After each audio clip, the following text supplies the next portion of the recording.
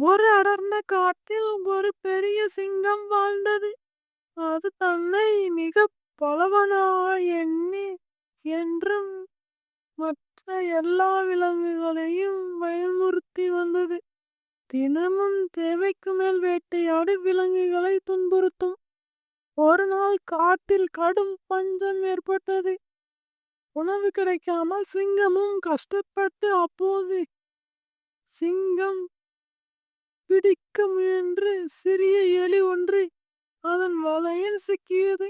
எலி பயந்து, சிங்கராஜா, தயவு செய்து என்னை விடுங்கள், நான் ஒரு நாள் உங்களுக்கு உதவுவேன் என்றது.